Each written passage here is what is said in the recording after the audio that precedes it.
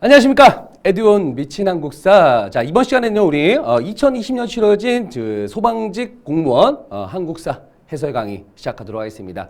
2019년도보다는요, 난이도가 조금은 올라갔지만, 그럼에도 불구하고 소방 한국사가 그렇게 어려운 난이도의 시험은 아니다라는 거죠. 한번 하나하나씩 풀어보면서 한번 그 난이도를 한번 점검해 보도록 하겠습니다. 출발하겠습니다. 저에 대한 간단한 소개니까요. 한번 보시면요. 지금 현재 뭐 에듀온 한국사에서 강사를 하고 있고요. 지금 현재 윌비스 등 이제 뭐 유수의 공무원 학원에서 지금 강의를 진행하고 있습니다. 자, 이렇게 보시면 되겠고요. 그러면 이제 문제풀이가 중요한 거니까 하나하나 풀어봅시다. 네. 자, 1번 문제입니다. 뭐 너무나 쉬운 문제고요. 우리가 많이 접해봤던 그런 사료라고 보시면 되겠습니다. 다음 사료가 설명하고 있는 나라에 대한 설명으로 옳지 않은 것은 이라고 나왔죠. 뭐 사람을 죽인 자는 즉시 죽인다라는 거. 뭐 살인에 대해서는 아주 강경하게 대처했었던 거고. 그 다음에 남에게 상처를 입힌 자. 그렇죠. 이게 상해죄에 대해서도 곡식으로 갚는데요. 도둑질한 자는 노비로 삼는다. 뭐 이런 내용이 있고요. 그렇죠. 그다음 이를 용서받고자 하면 50만 전을 내야 한다. 이거 뭐 고조선이란 나라였죠. 그렇죠. 고조선의 8조법이라는 걸 우리가 파악할 수 있어요. 고조선의 8조법이 되겠습니다. 자, 이 고조선 8조법에 대한 내용이 아니라 이 나라에 대한 설명이야. 나라. 그렇죠? 이 고조선에 대한 나라에 대한 설명인데 아마도 이 보기를 보시면 선지를 보시면은 8조법에 대한 내용도 들어가 있다라는 거죠. 한번 보겠습니다. 옳지 않은 것이잖아요. 근데 1번부터 대놓고 뭐라고 써요? 영고라는 제천 행사가 있다. 자, 이거 우리가 공부하다 보면은 충분히 알 수 있는 거죠. 부여의 영고, 고구려의 동맹, 동해의 무천, 그 다음에 삼안에는 5월의 수린날, 10월의 계절제 등의 제천 행사. 우리가 어느 정도 공부한 내용일 겁니다. 자, 그렇기 때문에 영고라는 거는 부여죠, 부여. 그러니까 첫 번째부터 1번부터 문제가 정답이 나왔네요. 옳지 않은 거니까요. 사람의 생명과 노동력을 중시했다. 그쵸? 여기 보시면 사람의 생명, 그쵸? 죽인 자는 즉시 죽이는 거잖아요. 그쵸? 노동력 중시라는 거, 그쵸? 테크할 수 있고요. 형벌이 있었다. 그쵸? 이렇게, 법 조항이 있다라는 거는 당연히 형벌 조항이 있다라는 거고, 여기 노비 존재가 보이잖아요. 그쵸? 그 다음에 상대부 장군, 우리 이제 고조선의 대표적인 관직명 상대부 장군, 뭐 고구려는 사자, 조이, 선인, 뭐 이런 어떠한 관직명이 있다라는 거 충분히 우리가 공부했다면 파악할 수 있는 그런 내용이 되겠습니다. 문제가 매우 쉽죠. 정답은 1번입니다. 자, 2번 가볼까요? 다음 사건이 일어난 시기를 연포해서 옳게 고른 것은, 자, 역시 요 사료 역시 우리가 많이 접해봤던 사료라고 역시 제가 말씀드립니다. 백제왕이 가량과 함께 와서 관산성을 공격했다. 자, 우리 관산성 너무나 많이 이제 봤던 그런 문구가 되겠습니다. 신주의 김무력이 주의 군사를 이끌고 나가 교전하였는데 비장인 3년 상군 고관도도가 재빨리 공격해서 백제왕을 죽였답니다. 자, 백제왕이 지금 이제 어디를 쳐들어왔어요? 지금 신라를 쳐들어온 것 같아요. 근데 백제왕이 전사한 거죠. 그렇죠? 백제왕이 전사했다라고 나왔고요. 신라 군사들이 승세를 타고 대승을 거뒀다. 뭐 이런 내용이 나와 있으니까 자, 보시면은 대략 언제요? 6세기 상황이다. 6세기에 우리 성왕이 신라 관산성, 지금 이제 충청북도 옥천 지역에 있는 거거든요. 관산성에 가서 신라군과 맞서 싸우다가 그곳에서 전사한 내용을 보고 있습니다. 전사했던 내용. 요게 이제 당시이고, 이때 당시 왜 관산성을 쳐들어왔는지 우리가 대충 알고 있죠? 이때 당시 성왕과 대립했던 인물이 누구였다? 진흥왕이었었죠. 그렇죠? 진흥왕. 원래는 둘 사이가 좋았죠. 백제하고 신라 사이는 매우 좋았습니다. 나제 동맹. 5세기 때부터 이미 신라와 백제 간에는 동맹 관계가 계속 유지가 됐었거든요. 그런데 6세기 와서 이제 둘이 백제와 신라가 힘을 합쳐서 어디를 한강 유역을 먹었어요. 그렇죠? 고구려를 군대를 물리치고 한강 유역을 점령을 했는데 이때 진흥왕이 한강 상류를 먹은 거고 성왕은 하류를 먹은 거예요. 제가 요거 간단하게 말씀드리면 제가 이렇게 표시하겠습니다. 요게 한강 상류고요. 남한강이고 요게 북한강이에요. 한강은 항상 서쪽으로 흐르죠. 자, 여기 한강 상류가 어딜까요? 한강 상류가 요쪽이에요. 여기가 신라가 먹은 땅이고요. 이곳이 바로 백제가 먹은 영토가 되겠습니다. 그런데 신라는 항상 어떻게 되는 거야? 고구려 백제로부터 항상 문물을 수용했었거든요. 그런데 이곳을 차지함으로써 중국과 직접 교류하고 싶었던 욕망이 있었던 게 신라예요. 그래서 당시 김무력 장군으로 하여금 이 백제가 차지했던 한강 하류 지역에다가 뭘 설치했다? 여기다가 신주를 설치했다는 얘기죠. 신주 설치해서 이곳을 남대로 점령할 계획을 세운 거죠. 여기에 이제 성왕이 순간 화가 난 거죠. 한마디로 빡친 거예요. 그래서 당시 백제군을 이끌고 쳐들어갔습니다. 신라로. 근데 매복된 신라 군사에 의해서 결국 전사하고 말았던 게 바로 성왕이 되겠고요. 그리고 남해 진흥왕은 어디? 이 백제 영토 지역에다가 순수비를 하나 세웁니다. 관산성 전투 이후에 순수비를 하나 세워요. 여기다가 무슨 순수비? 북한산비라고 하는 순수비를 건립하게 된다라는 겁니다. 그리고 난 다음에 이후에 대가야 정복하고는 대가야 지역에다가 창녕비라고 하는 순수비를 또 하나 세웠고요. 그리고는 함경도 올라가서 함경도에다가 또 황초령비, 마운령비라고 하는 순수비 2개를 또 세웠습니다. 4개의 순수비죠. 우리 그리고 진흥하면 하나 더 생각나는 비석이 하나 있죠. 언제? 요거 세우기 전에, 요 4개의 순수비를 세우기 전에 이곳에서 당시 야이차 부부의 공적을 기리기 위해서 전쟁에 대한 포상 비석으로서 단양적성비란 걸 제일 먼저 세웠었죠.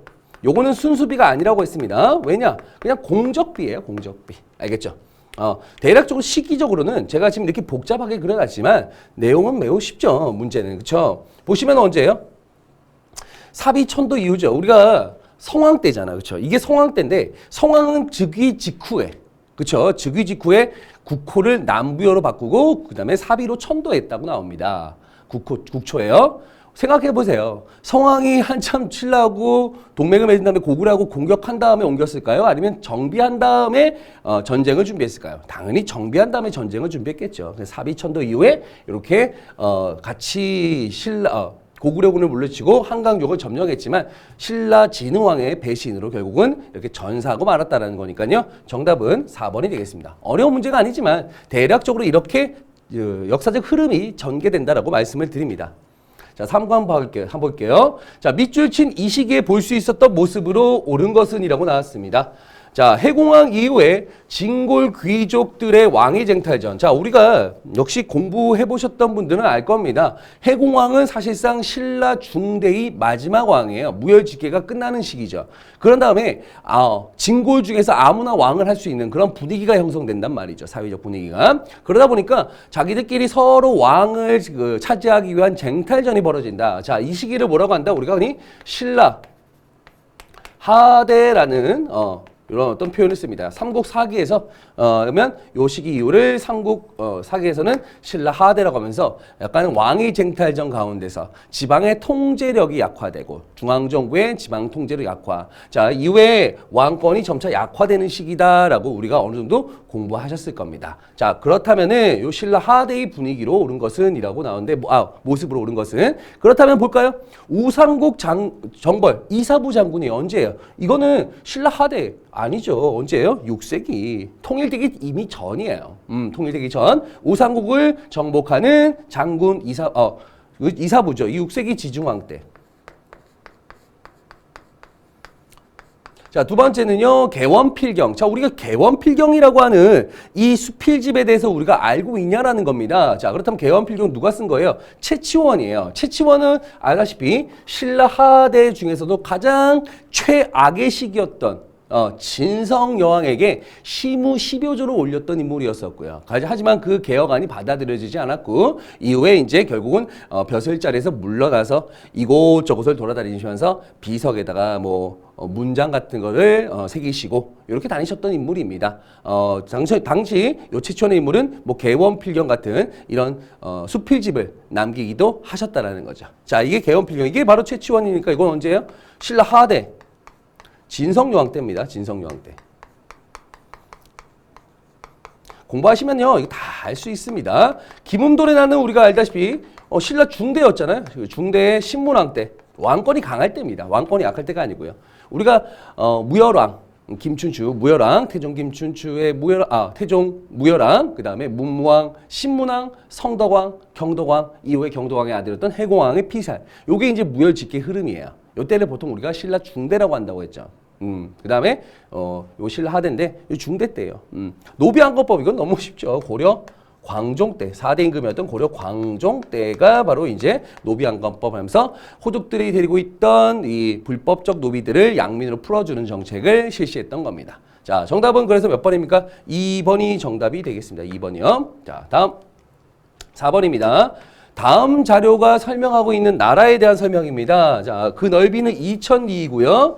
그 다음에 주 현해 숙소나 역은 없었으나 대다수의 말갈의 마을이 있었다라는 거, 말갈족이 있었다라고 나왔네요. 자, 우리 말갈족 나오면요, 거의 대부분은 우리 발해와 관련됐다라고 보시면 되겠습니다. 백성은 말갈인이 많고, 그렇죠? 피지배층이었던 말갈인이 많고 원주민이 적다. 그 원주민의 마을의 우두머리를 삼는데 도독이라고 한다. 뭐 이런 내용이 나와 있네요. 자, 딱 보더라도 어느 나라냐? 발해에 대한 설명이라고 우리가 유추할 수 있습니다. 발해요. 자, 그럼 발해에 대한 설명으로 옳지 않은 것. 옳지 않은 것이죠. 전국을 5경 15부 62주, 그쵸? 발해 지방지도 정비. 우리 선왕 때라고, 선왕 때. 그쵸? 9세기 초 선왕 때. 요거 맞아요. 정당성의 대내상의 국정을 총괄했다. 자, 이거 우리 알고 있잖아요. 그쵸? 삼성육부. 우리 발해 같은 경우도 당의 중앙 시스템이었던 삼성육부를 수용해서 요거를 이제 발해만의 독자적 스타일로 바꿨죠.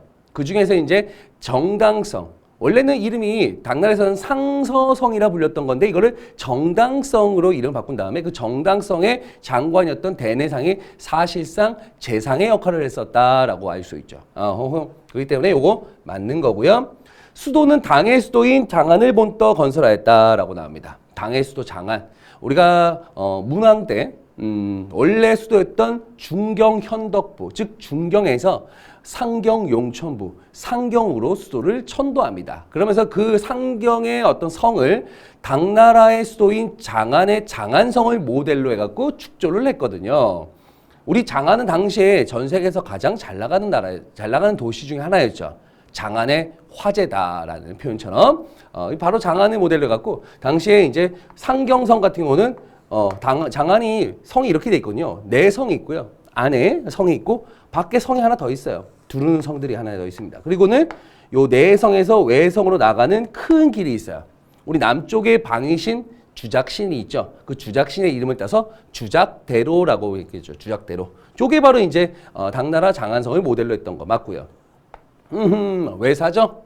우리 거는 문무왕 때 설치했던 지방관 감찰, 즉 통일신라와 관련된 거라고 보시면 되겠습니다. 신라와 관련된 거예요, 그렇죠? 이건 신라와 관련된 그런 내용이다라는 거죠. 문무왕 때 설치했던 지방관 감찰, 중앙 감찰도 있었죠. 무열왕 때 설치했던 거 뭘까요? 사정부. 우리가 사정부는 중앙관리감찰, 외사정은 지방관감찰. 요거는 우리 아마 여러분들 공부하셨다면 체크할 수 있을 겁니다. 어느 왕인지는 몰라도 일단은 신라라는 사실만 알아도 크게 무방하다라는 거 제가 감히 말씀드립니다. 자, 정답은 몇 번입니까? 4번이 정답이 되겠죠. 자, 가부대입니다. 개경으로 뭐 환도하면서 날짜를 정하여 기일 내에 돌아가게 하였으나 가는 다른 마음이 있어 따르지 아니하였다. 그리하여 가는 난을 일으키고 나라를 지키는 자는 모이라고 하였다. 자, 지금 여기서 포인트가 뭐냐면요. 바로 개경으로 환도하면서 돌아가게 하였으나 따르지 않았답니다. 개경 환도에 대해서 반대한 거잖아요. 그렇죠? 개경 환도.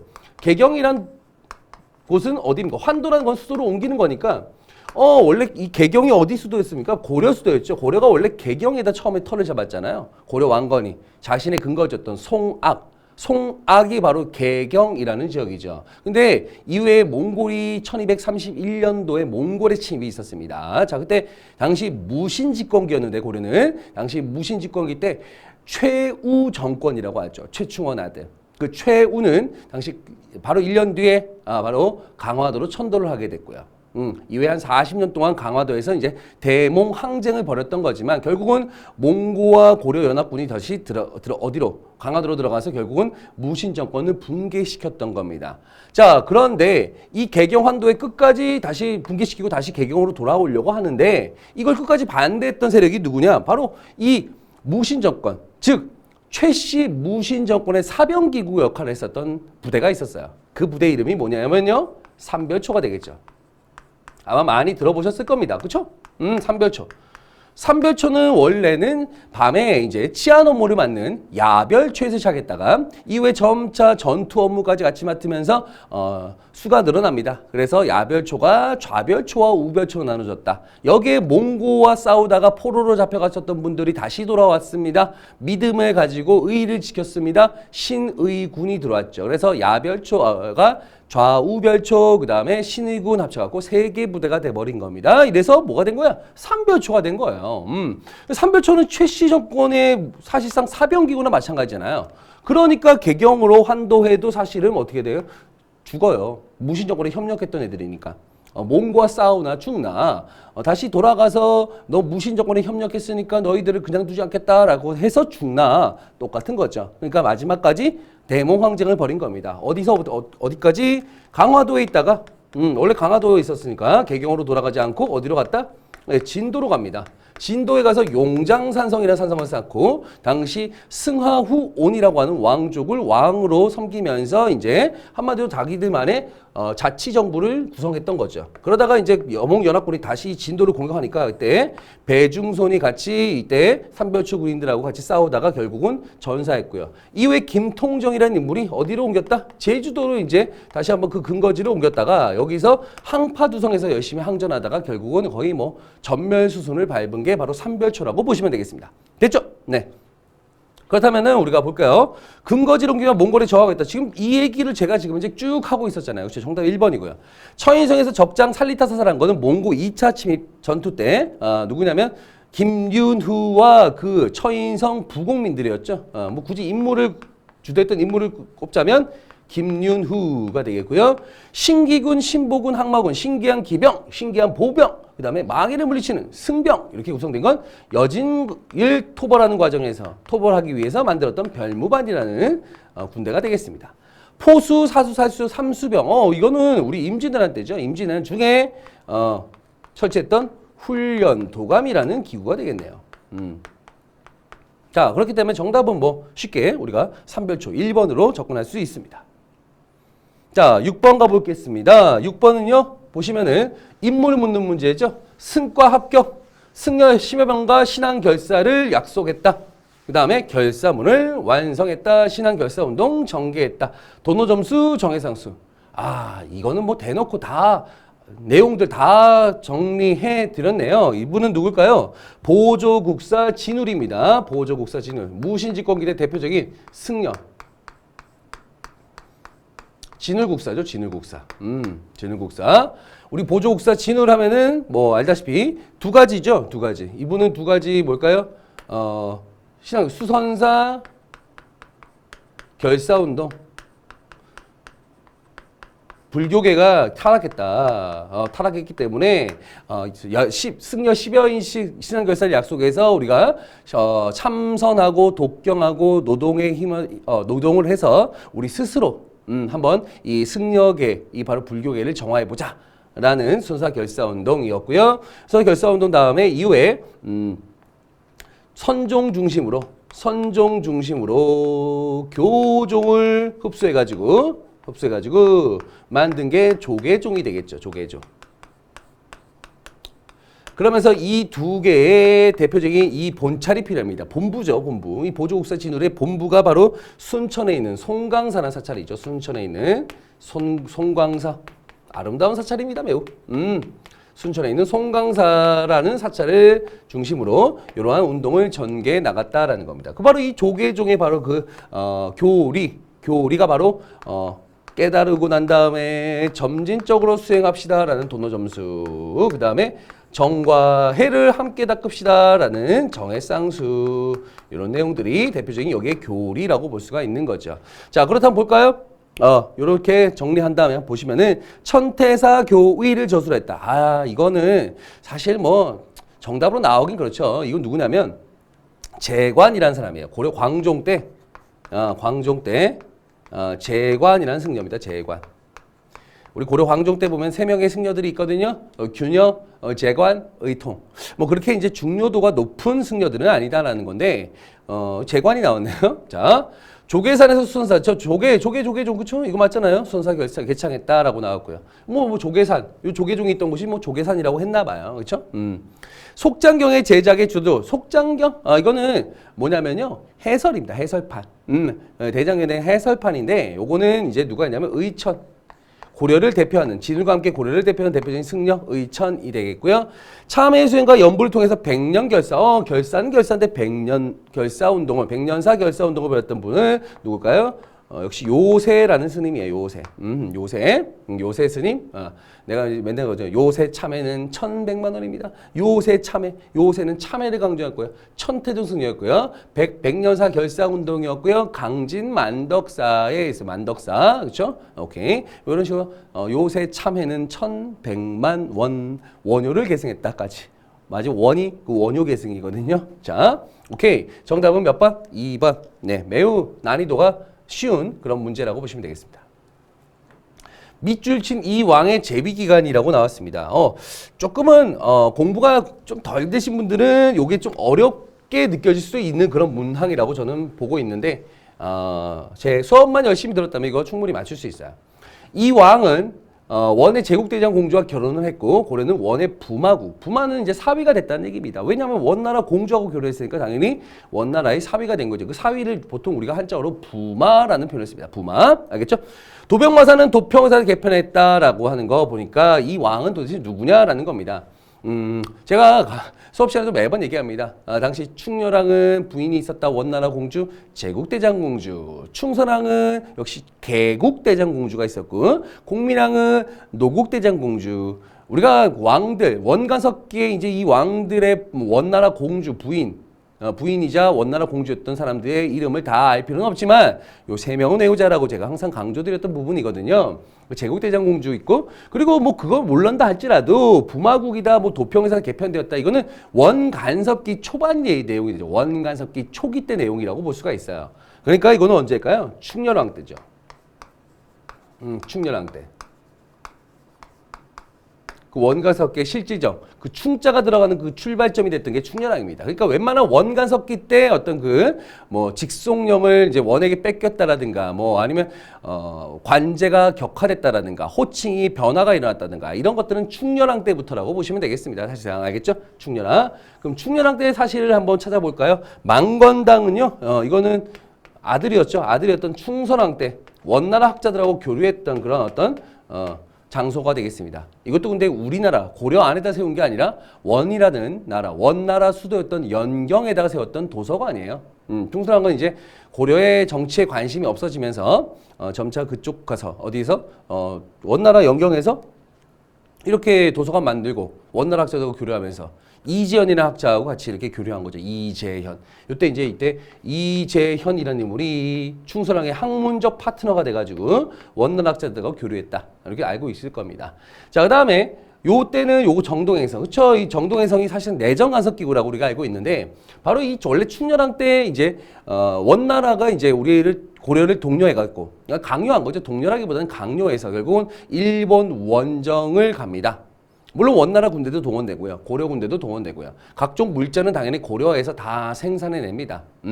그러면서 이제 일본을 정벌하러 간 거죠. 동쪽을 정벌하기 위해서 만든 행성입니다. 한마디로 원래는. 그 일본 원정이 목적이었는데 결국 일본 원정에 사실상 이제 이 원나라가 실패를 해요. 2차례 원정 끝에. 원정이 실패로 끝나면서 이 기구를 그냥 없애둔 게 아니라 요거를 뭘로? 내정간섭 기구로 그거를 그대로 놔뒀다는 겁니다. 요게 이제 충렬왕 때.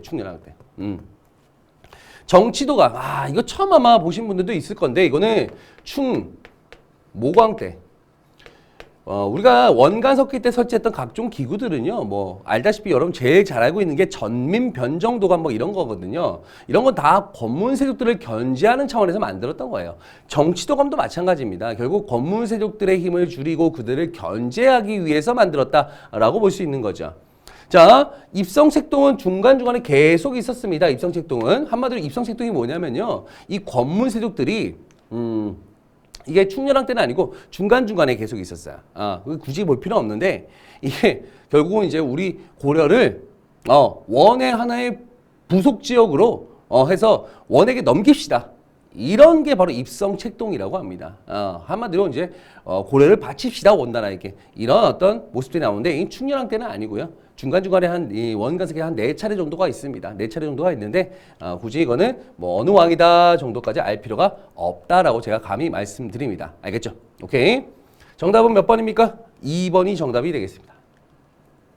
8번 가볼게요. 토지제도가 되겠어요. 토지제도. 토지제도는 우리가 잘 알고 있죠? 그것도 고려의 토지제도인데 딱 보니까 왜 고려의 토지제도입니까? 고려사라고 나왔으니까요. 그렇죠? 이런 것들이에요. 다음 토지제도 이런데 이거 어느 나라일까? 어느 시대 건가? 고려사니까 당연히 고려시대 토지제도가 되겠죠. 고려시대 토지제도를 우리가 보통 뭐라고 한다? 전지와 시지를 나눠준 데서 전시과라고 합니다. 전시과. 그렇죠? 전시과.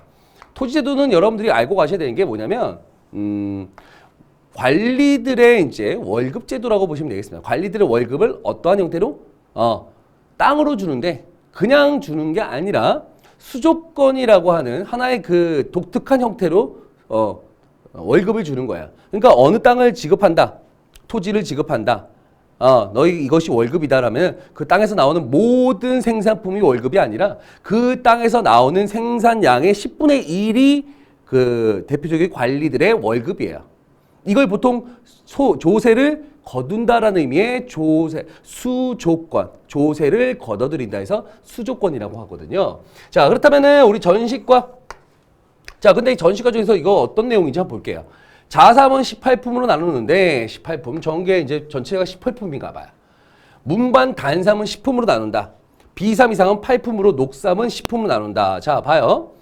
자색, 단색, 비색, 녹색 해서 10으로 나온다. 이하 잡지 관리대도 각각 인품에 따라서 자 이렇게 나누는데 거기다가 또 인품이란 요소가 있답니다. 사람의 품성에 품이 있나요? 등급이 있나요? 그러니까 아직까지 뭔가 정비가 좀 덜 됐다라는 거죠. 전시과 중에서 이게 무슨 경우예요? 인품 들어가는 거. 시정 전시과 아니겠습니까? 그렇죠. 처음으로 정했다라는 시정 전시과입니다. 18품으로 정하긴 정했는데 이게 지금 이제 아직까지 이게 언제쯤이냐면요. 경종이란 왕이에요. 경종이란 왕.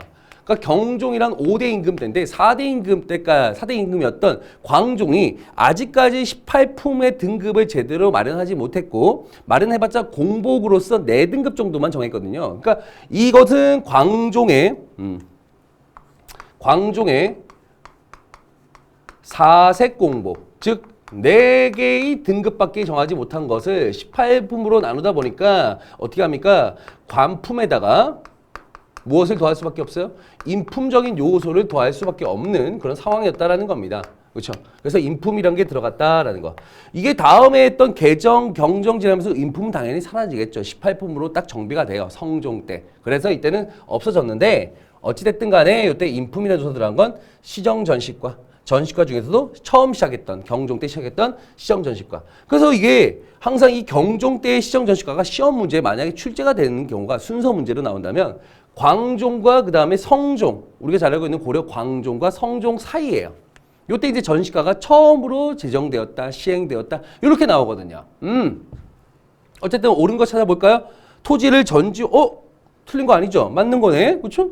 시작하자마자 정답이네. 그렇죠? 관료들의 수조지는 경기도에 한정되었답니다. 경기도에 한정됐다. 이거는 과전법에 대한 내용이 되겠네요. 과전법. 처음에 이제 과전법 실시할 때 경기도 신진사대부들에게 경기도에 한정해서 수조권을 분배하겠다라는 거 과전법이고요. 관에서 수조지의 조세를 거두어 관리들에게 지급했다. 이거는 성종이라고 왕 때였죠. 성종. 조선 성종입니다. 조선 성종 때 마련했던 관수 관급제. 관에서 나누어져서 관에서 주는 거예요. 관에서 거두어서 관에서 주는 거. 인품의 행동과 서나 공로의 대소를 고려하여 토지를 차등 있게 주었다라고. 인품, 행동, 선악, 공로의 크고 작음, 농공, 행상적 성격이었다. 이건 태조 왕건이 시행했던 역분전이 되겠네요. 역분전, 대략 역분전. 그러니까 이거 전시과의 내용이니까 뭐 1번으로 충분히 귀결시킬 수 있습니다. 다음. 9번입니다. 가왕이 실시한 정책입니다. 가왕은 어떤 왕일까요? 붕당 사이의 대립이 심해지면서 왕권이 불안해지자 국왕을 중심으로 정치 세력 간의 균형을 유지하려 하였다. 나왔습니다. 뭔가 이 붕당 간의 대립이 격화되고 이것을 어떻게든 간에 균형을 유지하려고 싸우지 말고 잘 조화롭게 지내보면 어떻겠니? 라는 탕탕평평의 어떤 글귀를 따갖고 탕평정치에 대한 언급이네요. 탕평정치인데 그 뒤를 한번 보겠습니다. 붕당의 근거졌던 서원을 정리해줬다요. 그 다음에 민생 안정을 위해서 또 신문고까지 부활해줬답니다. 서원 정리, 그 다음에 우리 여기 신문고 부활. 게다가 탕평정치. 요 세 개의 키워드가 부합되는 왕이 한 분밖에 없죠. 뭘까요? 영조가 되겠습니다. 영조. 그렇죠? 영조입니다. 너무나 쉬운 문제죠. 공부하면요. 이거는 뭐 그냥 5초각입니다. 5초각. 5초각이란 건 5초 만에 풀 수 있는 문제. 5초 만에 풀 수 있는 문제. 자, 그렇다면 다 비변사 철폐한 거는 언제입니까? 대원군이었습니다. 흥선대원군. 흥선대원군 집권 시기 때 각종 개혁 정치할 때 비변사 세도 정치를 타파하기 위해서 세도 정치의 핵심 기호였던 비변사 철폐한 거. 속대전 편찬했다. 그렇죠? 우리 영조하면요. 우리 여러분들 뭐 제가 항상 뭐 말씀드리지만 우리가 조선 초에 문물을 정비했다. 세종이고요. 그걸 완성했다. 성종입니다. 그리고 조선 후기 때 다시 한번 그 문물들을 시간이 오래 지났으니까 다시 한번 재정비할 필요가 있었겠죠. 재정비. 그래서 그게 바로 영조가 되겠습니다. 그래서 성종 때 완성했던 경국대전에 대한 속판 속대전, 그 다음에 예법서에 대해서 예법서 성종 때 국조 5례이라는 예법서를 통해서 예의 범절을 강조하면서 정리했는데 요거를 다시 한번 속판 만들었습니다. 속 5례이 등등의 이런 각종 문물의 재정비가 바로 이제 영조라고 보시면 되겠어요. 장용령 설치는 정조가 되겠고요. 삼정 이정청은 이거는 우리 세도 정치기 때 당시 임술농민봉기가 막 확산될 때 당시 안핵사 박규수가 건의해서 만들었던 게 바로 삼정을 정리할 필요가 있다라는 정리하기 위한 관청. 요게 삼정 이정청인데 미봉책에 불과하긴 했지만 당시에는 그렇죠? 요거는 이제 세도 정치의 문란이 최절정에 이르렀던 철종 때 모습이라고 볼 수가 있겠죠. 이렇게 보시면은 정답은 쉽게 찾아낼 수 있습니다. 2번입니다. 자, 10번입니다. 수험생들이 요걸 조금 어려워했던 수험생들이 있다고 합니다. 이렇게 사진 자료가 나왔고 요 사진 자료와 관련된 인물을 찾는데 조금만 역사에 조금만 관심이 있었다고 한다면 사실은 이 자운서원은 좀 모를 수 있어요. 소방지 친구들이 자운서원까지 공부하시기는 좀 어려울 수 있는데, 오죽헌 하면 우리가 떠올리는 인물이 뭡니까? 누굽니까? 신사임당이죠. 신사임당. 그렇죠. 그리고 그 아들 율곡이 선생. 그렇죠? 율곡이. 그러면은 신사임당과 율곡이를 오죽헌을 통해서 파악한다면 이건 딱 봐도 누굴까요? 신사임당보다는 율곡이를 우리가 여기서 볼 수 있겠죠. 율곡이.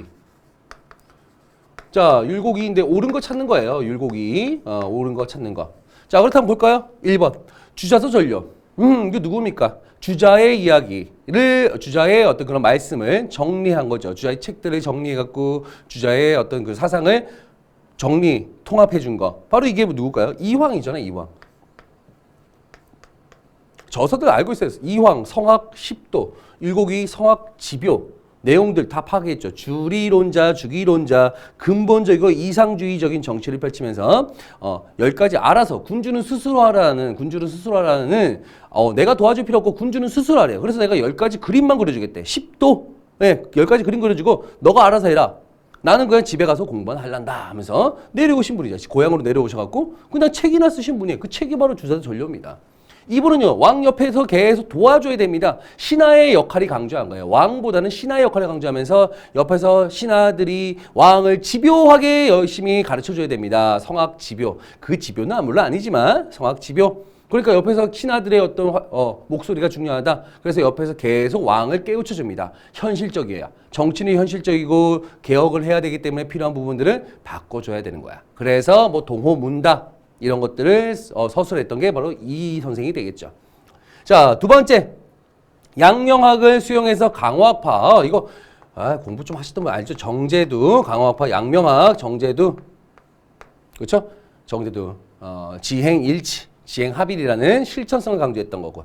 주자의 학설을 비판했던 거. 이것도 혹시 공부했던 분도 알죠? 너무 쉽잖아요. 윤휴. 남인 쪽에 윤휴라는 인물이 있었고, 그 다음에 서론 쪽에는 박세당이라는 인물이 있죠. 사실은 4번이 조금 어려워요. 4번은 약간 좀 어떻게 보면은 사상적인 그런 내용이라고 볼 수 있어요. 역사적인 활동보다는 약간 사상에 가까운 그런 내용인데 이걸 이통기국론이라고 하거든요. 이통기국론. 이거 이 선생 맞아요. 이는 두루두루 통하고 기는 국한되어 있다고 말했던 이통기국론. 요게 이제 율곡이 선생의 말씀인데 자, 4번은 혹시나 여러분들이 아마도 모르시고 아마 내용이 좀 어렵다고 생각하시는 분들이 있을 텐데 요거는 속어법이에요. 확실하게. 그렇죠? 1, 2, 3번은 확실하게 우리가 알 수 있거든요. 이거는 기본적인 내용만 어느 정도 공부하셨다면 다 알 수 있는 내용이에요. 헷갈릴 것도 없는 내용입니다. 그렇다면 우리가 1, 2, 3번이 확실하게 2가 아니네? 그럼 4번으로 우리가 갈 수 있다는 겁니다. 알겠죠? 요 이통기국론 2의 주장인데 어쨌든 정답은 4번이 되겠어요. 4번. 오케이? 자, 여기까지 하고요. 잠깐 좀 숨을 돌린 다음에 실변부터 풀어보도록 하겠습니다. 네, 계속해서 11번 문제 보도록 하겠습니다. 다음에 지도가 편찬된 당시 제위한 왕입니다. 또 역시 왕을 묻는 문제가 되겠네요. 자, 보시면은 이 지도 아마도 요즘 여러분들 많이 눈에 좀 익은 지도일 수도 있을 겁니다. 자, 보시면은 이게 언제냐면요.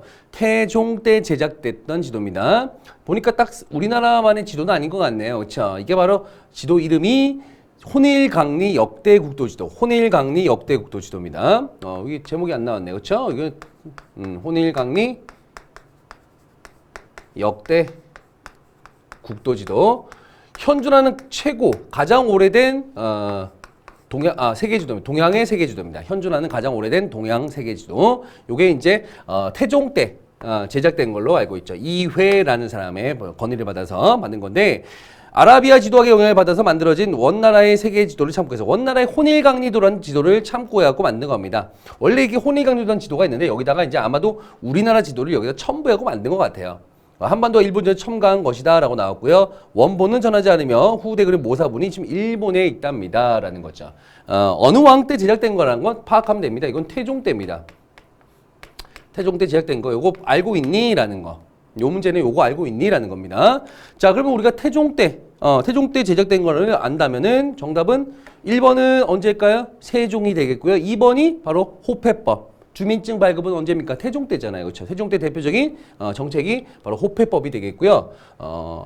경국대전을 반포한 거는 성종이고요. 그렇죠? 성종이고요. 진관체제 도입한 거. 이거는 한마디로 지역방어 체제잖아요. 지역방어. 군사권을 강화했던 세조가 되겠어요. 세조. 요거는 세종. 그렇죠? 그러니까 정답은 몇 번입니까? 2번이 정답이네요. 요거 아니야라는 거예요. 알겠죠? 자, 12번입니다. 밑줄 친 발언을 한 인물에 대한 설명입니다. 밑줄 친 발언을 한 인물은 어떤 인물이냐? 어느 공회석상, 공식 석상에서 이런 얘기를 하신 거예요. 뭐라고 하냐? 나는 천리를 끌어다 지척을 삼겠으며, 그 다음에 태산을 깎아 평지를 만들고 남대문을 3층 높이라는데 공들의 생각은 어떠시오? 라는 거. 역시 우리 잘 나오는 그런 잘 나왔고 기출 문제를 통해서 충분히 파악할 수 있는 그런 어떤 사료라고 보실 수 있겠습니다. 여기 나오는 이게 뭐냐? 천리를 끌어다 지척을 삼겠다는 얘기는 그동안 좀 무시돼 왔던 종친들을 다시 등용할 것이다 라는 거고요. 태산을 깎아 평지를 만들겠다는 얘기는 노론들 세도 가문들이 대부분 노론 가문들이 많았거든요. 그 노론 가문들은 누르겠다는 얘기고 그동안 노론 가문들에 의해서 무시되었던 약간 좀 등한시했던 이 남인들을 다시 인재들로 등용하겠다. 인재로 등용하겠다라는 얘기입니다. 그러니까 결국은 종친을 올리고 남인들을 끌어올리고 노론들을 눌러주겠다라는 어느 인물입니까? 바로 흥선대원군의 인물이 되겠죠. 흥선대원군. 흥선대원군의 당시 인재 등용, 인재 등용과 관련된 내용이다라는 걸 우리가 파악할 수 있습니다. 자, 그렇다면은 요 흥선대원 관련된 인물 내용 보겠습니다. 평시서 설치했다. 이거 뭐냐면요. 우리가 알고 있을 겁니다. 중앙시전, 중앙상이었던 시전상의들을 감독하는 기구. 이거 고려 때부터 있었잖아요. 시전은 고려 때부터 있었는데 그때는 경시서라고 했다가 조선 들어와서는 이 경시서가 평시서로 바뀌었어요. 굳이 말씀을 드리자면 세조입니다. 그런데 뭐 세조 때 평시 설치 사실은 거의 시험에 안 나온다고 봐도 됩니다. 어쨌든 이렇게 있었다. 소격서를 폐지한 거는 조광조의 건의를 받아들여서 폐지한 거죠. 중종이라 왕 때입니다. 삼군부 부활. 우리가 대원군 잘 알고 있잖아요. 기존의 세도 정치기의 폐해를 정리하고자 비변사를 혁파하고 원래 정치인 하던 곳을 다시 이 비변사 역할을 정치는 의정부로, 군사는 다시 삼군부로 다시 옮겨서 다시 그 정치와 군사를 관장하게 하였다. 그러니까 요게 정답이고요. 대전 통편은 대원군 아니죠? 대원군은 회통입니다. 대전 회통이고요. 대전 통편은 정조가 되겠죠. 정조. 자, 됐습니까? 예, 정답 3번입니다. 뭐 대원군의 업적은 우리가 뭐 수험생들이 공부하신 수험생들이라면 알고 있을 겁니다. 선사시대만큼 근현대사에서 많이 공부하는 거. 항상 이제 전근대사 공부할 때 맨 처음 시작하잖아요. 시작할 때 맨날 선사시대 맨날 보거든요. 그러다가 또 이제 근현대사 공부한 다음에 또 흥선대원고부터 보거든요. 흥선대원고 또 열심히 공부합니다. 그래서 수험생들이 많이 알고 있는 그 내용 중에 하나가 선사시대하고 어디입니까?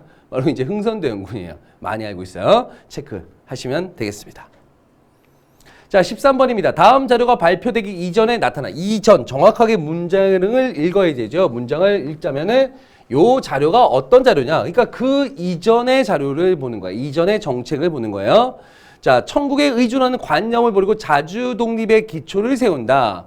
왕실사무와 국정사무는 분리한다. 그 다음에 탁자문에서 조세의 부가와 징수를 관할한다 라는 내용입니다. 공부를 하셨던 분들은 알 거예요. 왕실사무와 국정사무 분리, 그 다음에 탁자문을 통한 재정에 일어나 이거 분명히 1차 가보개혁 때 내용인데 라고 알고 있거든요. 그렇죠? 1차 가보개혁.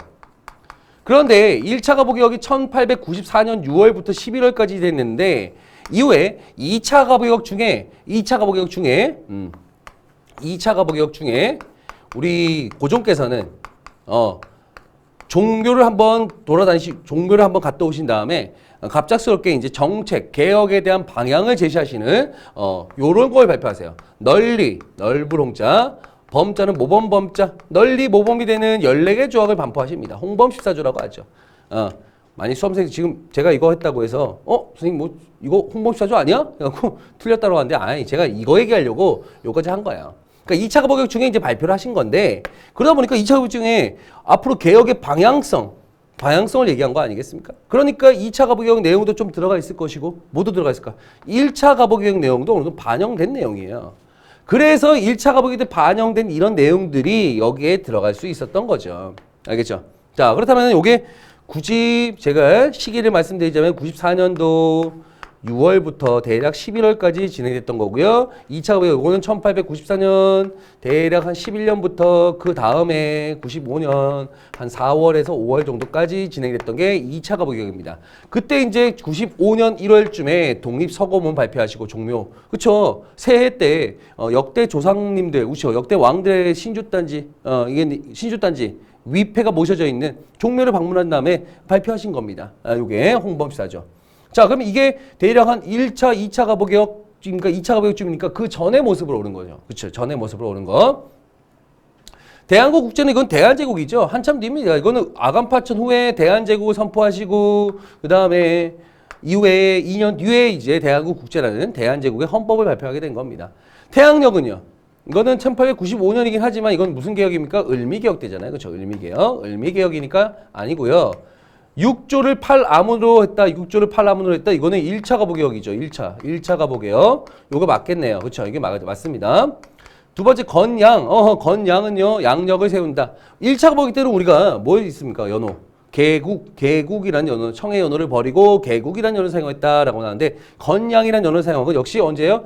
을미개혁 때잖아요. 을미개혁 때. 을미개혁 때 건양, 태양력을 드디어 처음 사용하다 보니까 양력을 세운다라는 의미의 건양이라는 연어를 씁니다. 그러니까 여기 들어갈 수 있는 거, 요게 이제 여기 홍범사조 이전의 내용으로 들어갈 수 있는 건 뭐 3번밖에 없겠지요. 네. 정답은 3번. 14번입니다.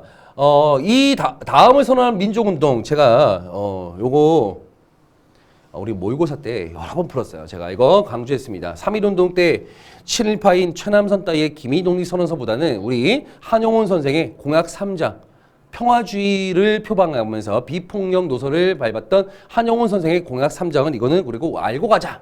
제가 항상 강조했던 내용이었거든요. 시험에도 제가 여러 번 출제했고요. 제가 이제 여러분께 교재, 필기 노트가 있는데 거기에도 항상 강조드렸던 내용입니다. 자, 금일 5인의 이 거사는 정의 인도 생존 존영을 위해서 민족적 요구이니 자유적 정신을 발휘할 것이고 결코 배타적 감정으로 일조하지 말라. 자, 제가 항상 요 두 개를 강조했어요. 최후의 한 사람까지, 최후의 한 수가까지 민족의 정당한 의사를 쾌히 발표하고 뭐하래요? 일체의 행동은 질서를 존중하랍니다. 그래서 이 운동은 상당히 비폭력주의와 평화주의 노선을 따르고 있다라고 제가 항상 강조드렸죠. 무슨 운동입니까? 3.1운동이에요. 3.1운동. 3.1운동 당시에 비폭력 노선은 바로 이 한용운 선생의 이 공약 3장에 이거에서 비폭력주의로 이제 나아가게 됐다라고 하는 거죠.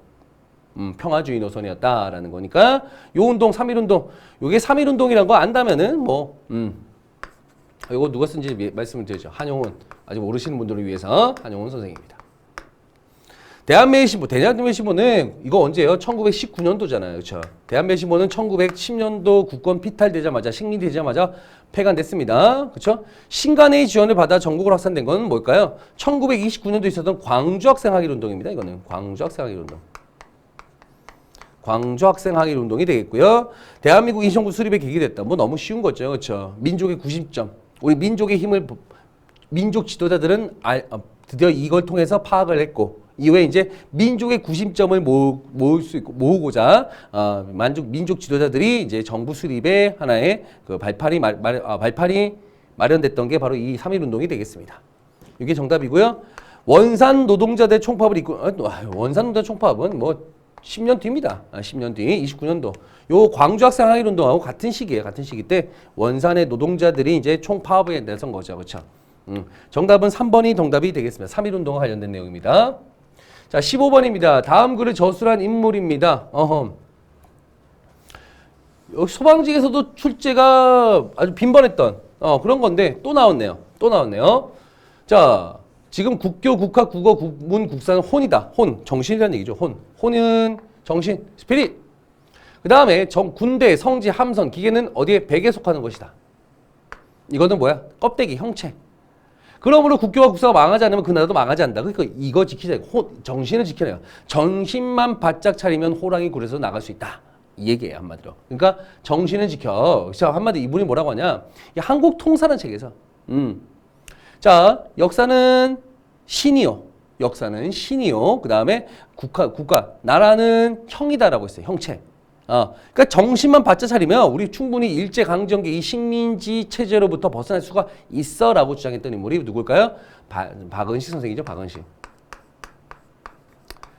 선생입니다. 이분의 대표적인 저서, 이런 내용들이 있는 저서. 그래서 이분은 국혼, 나라의 혼을 강조했다라고 항상 강조드렸습니다. 역사는 신이요. 그 다음에 뭐라고요? 그 다음에 나라는 형이다. 정신을 강조했다. 그 대표적인 책이 한국통사가 있고요. 그 다음에 한국독립운동 지혈사. 한국독립운동 지혈사. 이게 뭔 뜻이냐? 알죠? 우리나라 일제 식민지의 과정들을 볼 수 있는 고통의 역사고요. 한국 독립운동 과정에서 있었던 피나는 역사입니다. 고통의 역사, 피나는 역사. 자, 거기다가 이분은 이렇게 해서 이제 10년대 이런 역사책을 쓰신과 동시에 국권 피탈되기 전에 이분 대표적인 유학자였거든요. 유학자인데 유학자. 어떤 유학자냐? 양명학자였죠. 양명학자. 우리가 조선시대에는 유학 중에서도 어떤 것? 바로 성리학을 중심으로 모든 걸 모든 게 성리학 중심으로 이제 계속해서 이 정치 체제가 이끌어져 갔거든요. 이제는 아니다 이거죠. 성리학은 항상 선지 후행 공부하고 난 다음에 행동을 하겠대요. 그건 너무 늦어. 어린애들이 도와달라 그랬는데 나 공부 끝나고 도와줄게. 이거 아니잖아요. 언제야? 알고 있죠. 도와달라고 하면 이 문제가 뭐가 발생인지 알고 있잖아요. 그러면 알고 있으면 어떻게 해야 돼요? 바로 행동으로 옮겨야죠. 실천을 해야 됩니다. 바로. 공부한 다음에 언제 실천할 건데요. 그렇죠? 그래서 양명학은 바로 그 실천성, 바로 지행합일, 알고 있다. 바로 행동으로 옮겨라라는 지행합일 입장에서 바로 이 성리학, 이거 아니야. 이제는 양명학자 입장에서 새롭게 유교를 구해야 돼라고 했던 거죠. 양명학자 입장에서 유교를 새롭게 구하자는 무슨 논? 유교를 구한다. 어떻게 구한다? 새롭게 구하자라는 거죠. 유교 문제, 유교의 3대 문제를 거론하시면서 유교를 새롭게 구하자는 유교 구신론을 주장했는데 유교 구신론은 바로 양명학적 입장에서 개혁을 하자라고 했던 겁니다. 아시겠죠? 오케이. 자, 그래서 정답은 몇 번입니까? 요거 1번이에요, 1번. 유교 구신론, 요거 강조하고. 그 다음 또 하나가 있다면 이분은, 이승만, 1925년도 임시정부 위기 속에서 이승만이 탄핵됐습니다. 임시정부에서 대통령직에서 탄핵을 당한 다음에 2대 대통령으로 잠시 있으시면서 이제 2차 개헌을 이끌었던 국무령 중심의 내각 책임자라는 2차 개헌을 이끌었던 대한민국 임시정부 2대 대통령에 있었던 인물입니다. 그리고 이제 취임되시고 난 다음에 2차 개헌 하시고 그 다음에 돌아가셨습니다. 아시겠나요? 오케이. 조선심을 강조했다. 조선심, 마음, 모든 건 마음이다. 문일평이라는 인물입니다. 대표적인 언론인인데 역사에 상당히 관심 많았고 민족주의 사학에서 어느 정도 기여했던 그런 인물입니다. 조선혁명선언, 강도 일본을 내쫓을 수 있는 방법은 오직 민중에 의한 직접 폭력밖에 없다.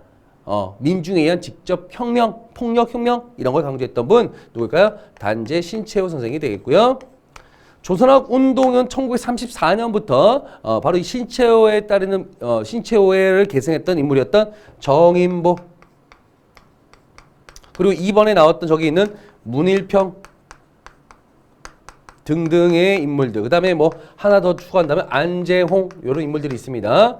요 분들이 1934년부터 당시 우리의 역사에서 있었던 실용적인 학문이었던 실학을 다시 한번 강조하면서 우리가 이제 이 위기를 탈피해보자라고 했던 겁니다.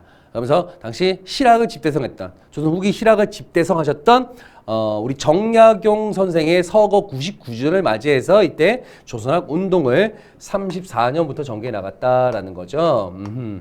요거는 뭐 인물하고 관련이 없으니까 누구하고 박은수 선생하고 관련이 없습니다. 정답은 몇 번이요? 1번이 정답이 되겠습니다.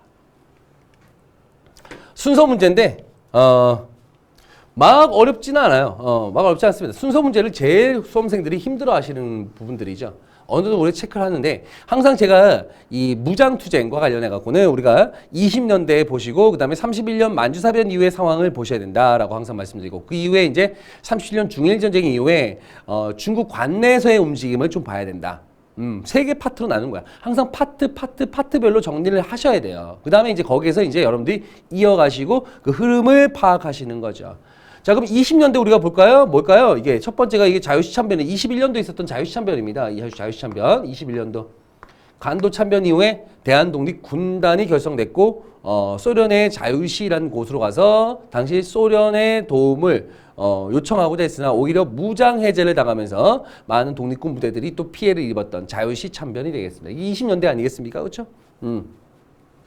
자, 30초는 만주사변 이후에 만주 지역에서의 한중연합작전, 지청천이 이끌었던 한국 독립군이 중국 호루군과 힘을 합쳐서 어디서 쌍성보, 대전자령, 사도하자, 그 다음에 동경성 등지에서 자 일본군과 맞서 싸웠다. 쌍대하자, 쌍성보, 대전자령, 사도하자, 동경성 이렇게 있습니다. 오케이. 자, 그 다음에 뭐 있어요? 또 양세봉이 이끌었던 조선혁명군은 중국 의용군과 함께 영릉과 흥경성 등지, 영릉과 흥경성 등지에서 일본과 맞서 싸웠다. 지금 방금 전에 쌍성보 나왔네요. 자, 언제까지? 32년도. 대략적으로 32, 33 뭐 이때쯤에 한중 연합작전이 활발하게 발생하게 됩니다. 알겠나요? 자, 그 다음에 가하고 나인데, 자, 우리가 가하는 조선 민족 전선연맹 산하의 조선 의용대, 이거는 언제예요? 중일전쟁 이후에 우리 중국 관내에서 만들어낸 최초의 한인 무장부대. 중국 관내는 중국 본토입니다. 만주 지역을 제외한 중국 그 중심 본토 지역인데 37년도 일본이 중국 본토를 침략했거든요. 그렇기 때문에 당시 우리 독립군들은 당시 군대를 만들 수 없었어요. 남의 나라에서 군대를 함부로 만들 수는 없거든요. 그런데 당시 중국 국민당의 수반이었던 장제스가 야 이제는 일본군이 쳐들어왔는데 너희 한국의 독립군들도 같이 군대를 만들어서 같이 맞서 싸우는 거 어떻겠니? 라고 했던 거고 그들의 이제 지원으로 결국 38년도에 조선 의용대가 창설이 된 겁니다. 알겠죠? 그래서 이건 38년도 중일전쟁 이후 중국의 관내에서 만들어진 최초의 한인 무장 부대가 되는 거죠. 임시정부에서 한국 광복군, 이거는 40년도에 충칭에 정착했던 김구 선생을 당시 임시정부의 형태로 한국독립당이라는 걸 창당하고요. 그 한국독립이 사실상 임시정부랑 마찬가지예요. 충칭 임시정부. 그러니까 충칭 임시정부 산하에 뭘까요? 직속 부대, 직할 부대로서 이제 지청천의 총사령관으로는 한국광복군을 조직한 거죠. 이거는 1940년 상황이 됩니다. 자, 우리가 어느 정도 이게 항상 맺고 끄집을 정확하게 해야 돼요. 알겠죠? 20년, 그 다음에 30년 초반, 그 다음에 30년대 후반부터 40년대까지. 이렇게 해서 이제 우리의 무장투쟁의 어떤 그런 흐름들, 전개 과정들 알고 있어야 된다라는 거죠. 그렇다면, 나다가라니까 정답이 몇 번입니까? 4번이 정답이 되는 겁니다. 알겠죠? 자, 17번입니다. 가나 자료에 나타난 사건 사이를 묻고 있습니다. 요 사이에 들어갈 내용 한번 볼까요? 가는 뭘까요? 지금 국모의 원수가 나왔고 그다음 우리의 머리털을 풀 베듯이 잘랐다는 거니까 을묘사변이 아니라 을미사변과 그다음 단발령이네요. 단발령은 을미 개혁 때 대표적인 내용이 되겠고요. 그러니까 이거는 언제예요? 을미의병.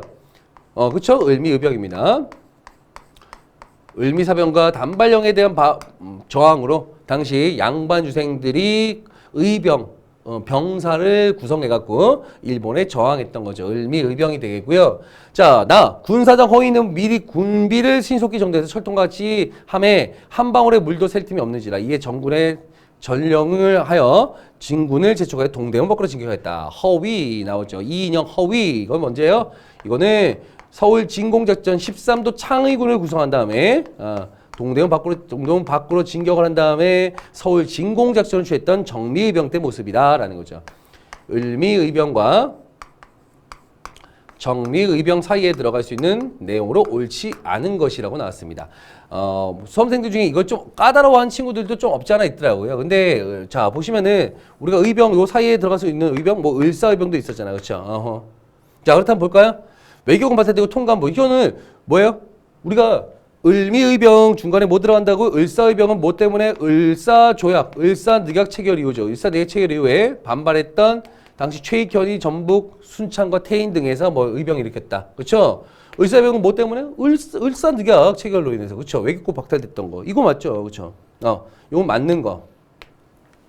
그 다음에 정미의병. 정미의병의 특징은 배경은 고종의 강제 퇴위와 군대 해산. 고종의 강제 퇴위와 군대 해산. 고종이 헤이그 특사 파견을 구실로 결국 강제 퇴위당하고 순종이 즉위하게 됐고요. 그 다음에 순종 즉위하니까 일본은 당시 우리 대한제국과 뭘 맺습니까? 한일 신협약이라는 조약을 맺고 그 안에서는 거기에 부속 조약으로서 우리의 당시 대한제국 정규 군대를 해산시켜버린 거죠. 그 해산된 군인들이 이 바로 의병에 가담을 한 거고요. 퇴위되고 군대가 해산되었다. 그걸 가담한 거니까 뭐 정규의병 가담했으니까 맞는 거. 그 다음에 안중근이 하얼빈에서 이토일본에서 적응한 거. 이거는 사실은 좀 시기를 외워둬야 됩니다. 1909년이에요. 자, 1908년도에는 어떤 일이 있었나? 1908년도 장인환 전명훈이 미국에서 당시 일본 외교권을 관장했던 스티븐 사살. 그 다음 같은 9년도에는 명동 성당에 나오던 이완용을 이재명이 이제 저격하려고 했는데 실패했던 건데 저격했던 거죠. 그런 것들. 그리고 요거 안중근이 하얼빈역에서 히토히로부미 사살했던 거 1909년도 일입니다. 1909년도. 그러니까 이거는 시기적으로 요거 뒤에 있는 사건이 되겠어요. 헤이그의 이상설, 이준, 이휘종을 특사 파견했다. 그렇죠? 요거 파견 때문에 결국은 고종이 강제 퇴위 당한 거고 그 이후에 한일 신협약이 맺어지고 그 다음에 군대가 해산된 거니까 당연히 여기 들어갈 수 있겠죠. 오케이. 정답은 몇 번입니까? 3번이 정답입니다. 요 문제는요, 제가 이런 비슷한 부류들의 문제, 유형의 문제들을 많이 출제를 했어갖고 여러분들 이거 공부했으면 충분히 맞을 수 있었을 거라고 저는 보고 있습니다. 자, 가라시기에 해당하는 사실로 옳은 것은, 자, 가라시기가, 자, 보겠습니다. 우리 요거. 대한민국 정부 수립 과정이네요. 대한민국 정부 수립 과정에 대한 내용입니다. 가는 모스크바 3국 외상회의가 개최되었다. 광복하자마자 우리가 뭐 한 거야? 당시 조선 내에 있었던 조선 건국동맹. 당시 여운형이 있거든 조선 건국동맹이 광복하자마자 바로 이거를 건국을 대한민국 정부를 건국하기 위한 준비위원회를 결성한 거죠.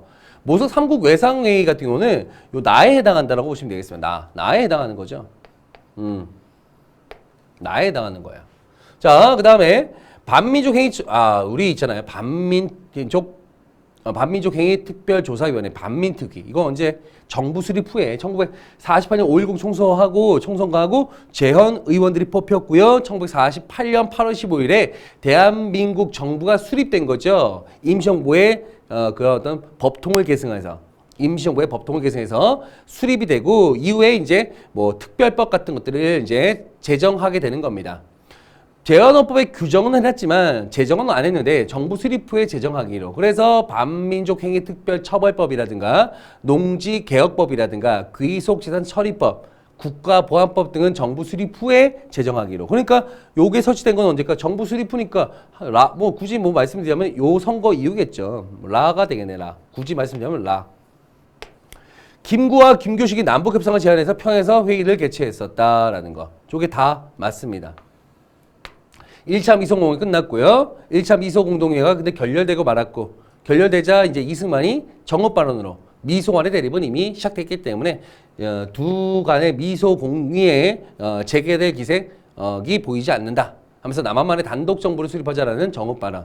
이후에 이제 이거에 불안함을 느꼈던 미군정이 좌우의 대립을 심하니까 중도파들을 중심으로 좌우합자 운동을 벌였지만 이것마저도 실패했고요. 그런 다음에 2차 미소공이 열렸습니다. 실패죠. 이미 벌써 둘 간의 대립은 시작됐으니까. 그래서 미국이 유엔 총회에다가 뭐를 올렸다? 한국 문제를 올렸습니다. 자, 여기서는 인구비례 총선거를 하자라고 하죠. 남북 인구비례 총선거. 그런데 남북 인구비례 총선거는 남한 쪽이 인구가 많기 때문에 비례에서 만약에 총선을 치르게 되면 남한 쪽이 유리할 게 뻔하단 말이에요. 우익계 중심으로 정부가 수립될 게 어느 정도 예견됐기 때문에 북한 쪽에서는 이 당시에 이거에 반대했었다. 그래서 이 총회에서 유엔에서 파견한 유엔 한국임시연단에 북한으로 들어오는 입국을 거부했던 거고요. 그래서 유엔 소총에서 다시 열었던 거죠. 그래서 선거 가능한 지역만 해도 하자 해서 남한만의 단독 선거가 결정됐던 겁니다. 그게 바로 5.10 총선거예요. 그게 1948년 2월 달이거든요. 그러면 지금 분단을 언급한 거잖아. 전 세계도 지금 이제 한반도 분단을 기정사실화했던 거잖아요. 여기에 이제 김구 선생이 3천만 동포에게 읍고함이란 글을 남기신 거죠. 내가 38도선을 베고 쓰러질지언정 구차 난의를 취하기 위해서 남한만의 단독 정부를 수립하는 데는 협력하지 아니하겠다. 그리고는 북한 올라가셔갖고 김일성, 김두호 만나갖고 남북 협상 벌였습니다만은 결국은 실질적인 성과는 아예 없었다. 결국은 총선거가 치러지고 대한민국 정부가 수립되게 된 겁니다. 됐죠? 요런 과정들이 있어요. 요 과정들이 있는데 요거를 알고 있냐라는 거죠. 그럼 좌우합작위원회 언제예요? 요 다에 해당하는 거죠. 아까 제가 말씀드린 다에 해당하는 거죠. 자, 정답은 그래서 몇 번입니까? 3번이 정답이 되겠습니다. 들어갈 만한 거. 현대사 대한민국 정부 수립 과정 어려운 거 아니에요. 충분히 우리 맞출 수 있는 겁니다. 자, 19번입니다. 요게 좀 어려웠다라고 하는 친구들이 있어요. 왜냐면 잘 모르는 내용이 하나 있어가지고, 그쵸? 하지만 제가 여러분께 드렸던 필기노트에는 이 내용이 들어가 있었습니다만은 저도 아주 자세하게 언급은 해드리지 않았던 부분이에요. 설마 소방직에서 이런 문제가 나올까? 이런, 선지가 나올까라는 사실 그런, 약간의 의심이 있었기 때문에 당연히 자세하게 언급은 드리지 않았습니다. 자. 7.4 남북군선언은 1972년 언제예요? 박정희 정부 때, 그렇죠? 자주적 평화적 민족 대단결에 의한 통일 원칙, 통일 3대 원칙을 수립했던 시기였습니다. 그렇죠? 그다음 남북한 유엔 동시가입 1991년 9월달. 드디어 이제 전 세계 국제적 정세의 변화, 지역 냉전이 붕괴되면서 처음에 이제 동시가입을 먼저 하고 그 다음에 고위급 회담을 실시하면서 나중에 남북 기본 합의서가 채택이 된 거죠. 자, 이건 언제예요? 박정희 정부 때고 이건 노태우 정부 때인데 그 사이에 이제 내용으로 오른 거야. 자, 금강산 해로관광 이거 언제예요? 98년 11월 때부터 합니다. 이거는 김대중 정부 때예요. 김대중 정부 때. 딱 봐도 안 되죠. 김대중 정부.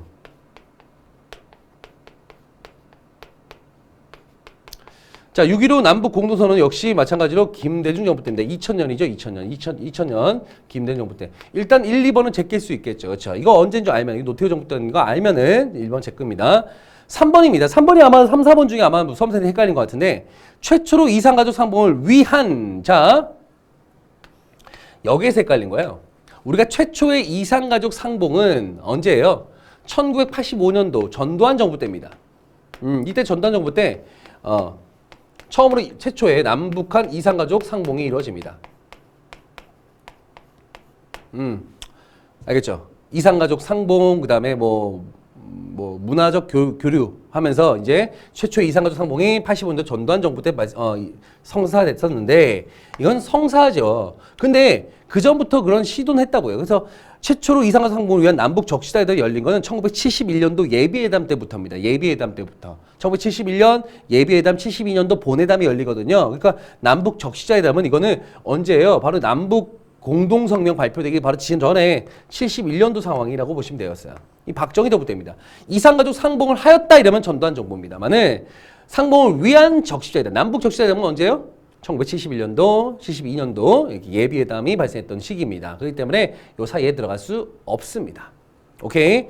민족 자존과 통일 번영을 위한 특별선언. 왜냐하면 이 77선언에 대해서 자세하게 여러분들이 모르는 분들이 있기 때문에 언제일까요? 이게 88년도의 일이에요. 77선언. 그러니까 우리가 당시 88년 서울올림픽 개최를 앞두고 북한 쪽에다가 먼저 좀 제안을 한 겁니다. 이제 우리 거의 이제 냉전도 거의 붕괴가 되는 시점이니 우리가 같이 너희도 이제 이 서울올림픽 같이 가담해서 전 세계 평화와 번영을 위해서 같이 한번 우리가 잠시 손잡아 볼래라고 해서 북한 쪽에 서울올림픽을 앞두고 뭐 한 거야? 손을 먼저 내민 거예요. 근데 이제 북한 쪽에서는 크게 이제 반응이 없었던 거고 결국 서울올림픽 참가도 안 하게 되는 거죠. 여기 77선언이라고 보시면 돼요. 그러니까 언제야? 1988년 노태우 정부 때. 그러니까 이게 언제라고요? 이 노태우 정부 때, 저기 전에. 결국 서울올림픽을 이제 계기가 됐고, 그게 이제 그 이후에 이제, 89년도에 소련이 붕괴가 된 거죠. 구소련이라고 하는 당시 사회주의의 어떤 큰 기둥이 무너지게 됐고, 90년도에는 이제 독일이 통일하게 되면서 사실상 냉전 체제라고 하는 이 체제 자체가 사실상 없어지게 된 거나 마찬가지 상황. 그 상황 속에서 남북한이 유엔 동시 가입을 하게 되고, 그렇죠? 전 세계가 지금 이제 사회주의니 자본주의 하면서 막 싸우는 것을 끝냈거든요. 그러니까 이제 우리도 이제 북한하고 이제 뭐 한 거야? 조금씩 교류하면서 먼저 동시 가입하고, 그 다음에 남북 고위급 회담을 열어갖고 드디어 남북과 북한의 기본 합의서가 발표된 겁니다. 남북 기본 합의서, 그렇죠? 화해와 불가침과 교류 협력을 담은 남북 기본 합의서가 발표가 된 게 91년 12월 달의 일이죠. 그럼 사이에 들어갈 수 있는 건 4번인데 조금은 난해할 수 있는 부분이었다, 문제였다라고 평가하고 있습니다. 다음 20번 가볼까요? 이건 6.25죠, 6.25. 자, 우리가 6.25 발발 몇 년? 네, 70주년이죠. 자, 아군 38선도 이북에 대대적인 전술을 펼 계획하였고요. 그 다음에 흥남부대에서 모든 선박을 동원하여 해상을 철수했다. 제가 여러분께 항상 강조드리는 게 있습니다. 6.25 하면서. 큰 두 가지 줄기를 기억하라고 했어. 두 개의 줄기. 인천 상륙작전이고요. 첫 번째 줄기는 1950년 9월 15일에 있었던. 그 다음에 이후에 중국군의 합류. 북한과 북한군에 들어오는 중국군의 합류. 요게 큰 두 줄기를 가지고 우리가 나머지 부분도 보라고요. 자, 이 앞에는 무슨 일이 있었냐? 북한의 기습남침으로 시작됐고, 이후에 어디가 대전 무너지고 어디까지 가니까 낙동강 전선까지 사실상 지금 현재 우리 부대가 지금 밀리는 상황이에요. 이때 유엔 안전보장이사회, 유엔 안보리에서 드디어 이제 일본의 북한의 남침을 불법 침략으로 규정을 하고 이제 유엔군 파병을 결정을 하게 되겠죠. 그래서 16개국이 이제 참전하게 됐는데 그때 이제 누가 당시 동아시아 총사령관, 이 유엔군 총사령관이던 메가더가 인천 상륙작전을 9월 15일에 성공을 시키게 된 겁니다. 자, 낙동강 저서까지 밀렸다. 이 상황에서 유엔군이 참전을 결의했다. 이후에 인천 상륙작전 성공했다. 어디까지 올라갑니까? 압록강까지 진격했다. 압록강까지. 그쵸? 허리를 딱 점령한 다음에 위로 치고 올라간 겁니다. 유엔군과 한국군이 드디어 이제 위로 치고 올라갔는데 거기서 갑자기 누가 들어왔다? 중국군이 합류하셨다. 합류하면서 당시 다시 우리가 열세로 다시 한번 열세가 된 거야. 그 중국과 북한군에게 밀려가지고 다시 한번 남하를 하게 되는데 요때쯤에 이제 우리가 뭐 한 거야? 흥남철수. 당시 북한 쪽에 있었던 육군과 유엔군 그다음 피난민들이 흥남 지역에 있는 부두에서 철수하게 된 거고요. 그 다음에 서울이 다시 무너지죠. 서울이 다시 한번 재함락됩니다. 서울이 이때쯤 한번 무너졌죠. 무너졌다가 다시 한번 이때는 서울을 수복했다가 다시 서울이 함락되는 걸 145태라고 합니다. 145태는 다시 한번 여러분이 서울 재함락이라고 생각하시면 될 거예요. 서울 재함락. 제가 적어둘까요? 서울 재함락. 자, 다시 한번 145태 이후에 다시 어디까지 밀렸다? 평택, 오산, 경기도 남부까지 밀리다가 다시 반격을 해가지고 서울을 재수복하고 난 다음에 38도선을 경계로 해갖고 왔다 갔다 치열한 공방전이 벌어지다가 소련의 제안으로 뭐가 이루어집니까? 정전협정. 이제 협정을 이제 진행하게 되는 상황이 된 거죠. 그래서 2년간의 협정 끝에 정전협정이 맺어진 게 1953년 7월 27일이 되는 거예요. 자, 그렇다면 볼까요? 북한군 남침 인천상수에서 개시 그 다음에 평양 탈환은 뭐예요? 우리 입장이야. 우리 입장. 북한 입장을 얘기하는 게 아니에요. 우리가 상수전 이후에 평양을 탈환했고 압록강까지 진격했다가 중국군의 함정으로 밀렸죠. 밀려갖고 흥남철수 145태. 흥남철수 나오잖아요. 그렇죠? 그러니까 정답은 몇 번입니까? 4번이 정답이죠. 충분히. 우리 입장인 거예요. 북한군이 탈환한 게 문제가 아니에요. 우리가 탈환했다는 거죠. 그렇죠? 그러니까 정답은 라가 될 수밖에 없는 상황입니다. 자, 우리가 이래서 소방 2020년 소방 한국사, 소방공무원 한국사 해설 강의였습니다. 요 정도 난이도면요, 우리가 소방 한국사 분들은 아마도 한 90점에서 95점 정도 맞아야 되죠. 그렇죠? 그러니까 약간 어느 정도 안정권이다라고 부를 수 있는 그런 점수라고 보시면 되겠습니다. 여러분들 요렇게 이제 공부 조금 하신 분들은 이런 시험의 수준이 이 정도구나 라는 걸 좀 파악을 하신 다음에 접근하셔갖고 이제 여러분들이 준비하셔갖고 소기의 성과를 달성해야 되지 않겠습니까? 그렇죠?